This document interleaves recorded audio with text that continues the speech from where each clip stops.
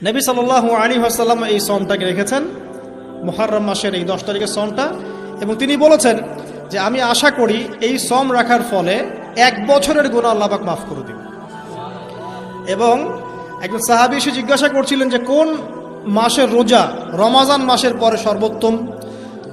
নবী সাল্লাল্লাহু আলাইহি ওয়াসাল্লাম বলছেন রমাজান মাসের পর সর্বোত্তম সওম হচ্ছে মুহররম মাসের সওম। 3-4টা বিষয় নবী সাল্লাল্লাহু আলাইহি ওয়াসাল্লাম কখনো ছাড়তেন না।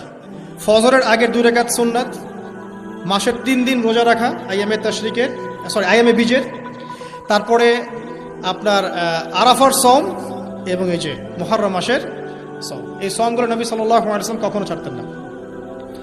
আরও এসেছে একটা বর্ণনা, আমি এটা পেয়েছি ফয়জুল কালামের মধ্যে, যে আশুরার সওম রাখার পাশাপাশি ওই দিন যদি আপনি পরিবার বর্গের উপর খরচ করেন, ইনশাআল্লাহ আপনাকে সারা বছর আল্লাহর পক্ষ থেকে রিজিকের প্রশস্ততা দেওয়া হবে ইনশাআল্লাহ।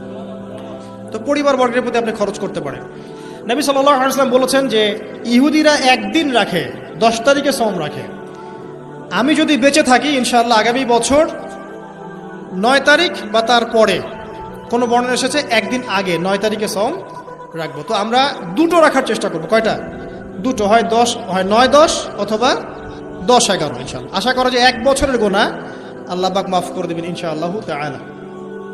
আর বেশি বেশি মুহররম মাসে সওম রাখতে পারেন, ইস্তেগফার করতে পারেন, তাসবিহ তাহলিল করতে পারেন, এবং এই মাসে যে ঘটনাটা ঘটেছে আপনার মুসা আলাইহিস সালাম এবং ফিরআউনের, এই ঘটনাটাকে চর্চা করবেন, এটাকে প্রচার করবেন, প্রসার করবেন, এর মধ্যে থেকে শিক্ষাগুলোকে নিজের জীবনে বাস্তবায়ন করার চেষ্টা করবেন ইনশাআল্লাহ তাআলা। আল্লাহ পাক সবাইকে তৌফিক দান করুন, আমিন।